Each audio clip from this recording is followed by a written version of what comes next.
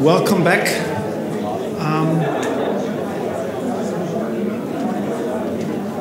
To our panel discussion. I think we have had a very, very dense and inspiring first round of presentations this morning, and I think this might lead, or many things that have been discussed so far might lead to questions that we will be able to continue now in our panel.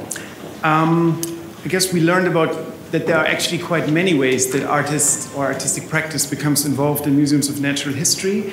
We've heard some of the bigger buzzwords that accompany this practice, such as intervention, residency programs, institutional critique, art and science programs, and I think these already indicate that there is quite a variety of approaches that might be discussed with different outcomes and different levels of involvement as well.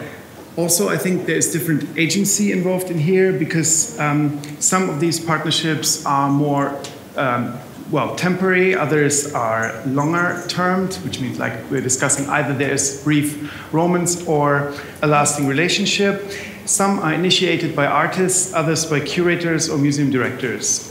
Also, foundations such as the Kulturstiftung des Bundes that funds the Art Nature program here also get involved by initiating and shaping the character of this exchange with their specialized funding programs. Today, we have the very exciting opportunity to discuss the modes and the quality of involvement, the conditions for successful collaboration, and the role of intermediaries with four very exciting guests, each of them bringing expertise from a different point of view. And these guests are, and I'm going to introduce them better when sort of their presentations come up, are Darcy Wilson, an artist from Canada, Gabi Hartl, curator from Berlin, Neil McGregor, the director or Gründungsintendant of the Humboldt Forum in Berlin, and Ariane Bertoin-Nantal, who is a researcher at the Wissenschaftszentrum Berlin für Sozialforschung. We will now start with 4 short initial statements to kick off the discussion, after which we will then sit down and discuss. I would like to introduce now Darcy Wilson. Welcome, Darcy.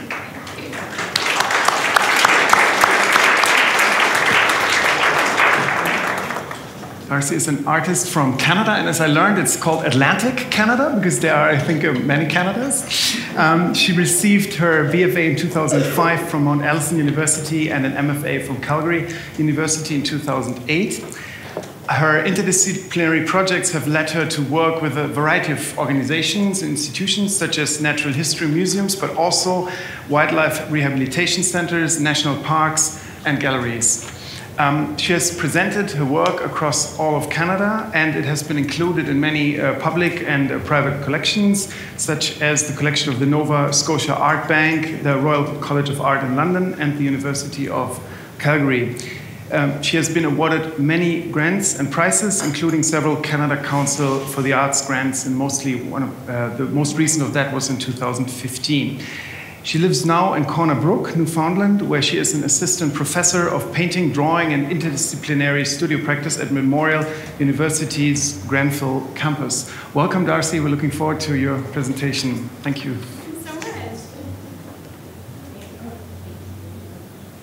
Thank you so much, Anita, for inviting me to come here to speak, and thank you so much as well to everybody who's been organizing this fantastic conference. I've been so inspired by the other presentations, and also the questions that everybody's posing. It's been a real treat.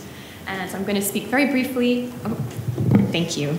I'm going to speak very briefly about one project in particular. This project is called Tuck, and to give you a little bit of background, I am a Canadian, and I'm a descendant of European settlers to Canada. And so it's through this lens that I'm exploring my culture's simultaneous desire for the animal, the desire to nurture nature, but also its tendency to harm nature. And I want to illustrate that through this story. This is the Banff Park Museum National Historic Site, and it was opened in 1905 in the heart of Banff Town Site. And Banff National Park is Canada's earliest national park. This museum emerged as early conservation efforts were taking shape in the park. And it was believed that in order to foster a relationship between visitors and tourists with the ecosystem there, they actually needed to see animals. They needed to see them up close. It was believed that that would kindle within them a desire to protect those animals and their habitat. So this museum emerged. One of every species of animal within the park was collected and then presented inside the museum. So one of every animal was collected and presented inside the museum, and they remain there today in what is now a museum of a museum.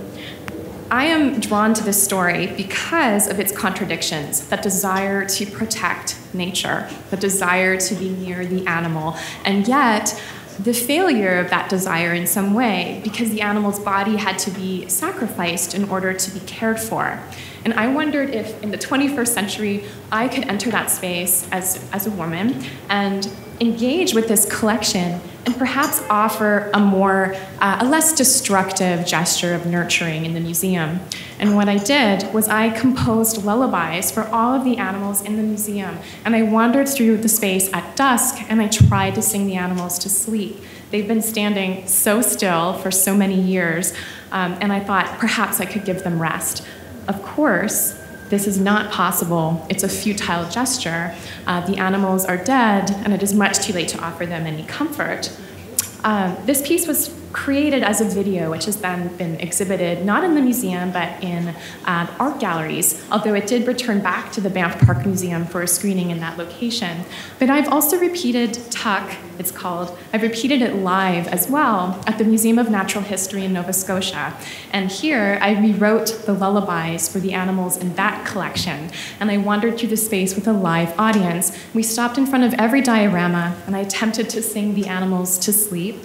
And after each song, the lights in the diorama were extinguished. And so by the end of this performance, everybody was left standing around one last specimen case. And that was the case of the passenger pigeon. The last lullaby was reserved for this bird, and then that light was extinguished, and we were all left standing in the dark around this taxidermy that was now so apparently lifeless. I escaped, kind of slid out a side door and said goodnight, and security guards came in and escorted everybody out of the wildlife gallery safely. This was repeated every 30 minutes for over 6 hours. This has been repeated. I'll show you one more iteration of this, and then I'll show you a very quick clip of the original Tuck. What you see here is a pink flamingo, and this is in Newfoundland's provincial collection, which is strange because, of course, flamingos are not native to kind of northern, eastern region of Canada. This bird was flown off course, and a fisherman saw the bird flying and wanted to get a better look, and so he shot the bird. And I know, it's horrible. And this was in 1970, so this is not in the distant past. The curator at the room's art gallery learned about this, and she resurrected this bird from the depths of the Natural History Museum's collection. She invited me to create an intervention with this flamingo, but in the gallery space. So I created a nest around the base of the flamingo, and I composed a lullaby for this bird too. And so these are the lyrics of the lullaby. At the opening, this card was passed to everybody in attendance. We all encircled the bird together, about 150 people or so, and I sang the lullaby to the bird and then invited everyone to join me. And so you can imagine, we all sang very awkwardly and a little tentatively to this poor creature. So there was several iterations of this performance in the museum and out of the museum and in the gallery setting, a little bit of both. And I'll just finish with a very short clip of the video.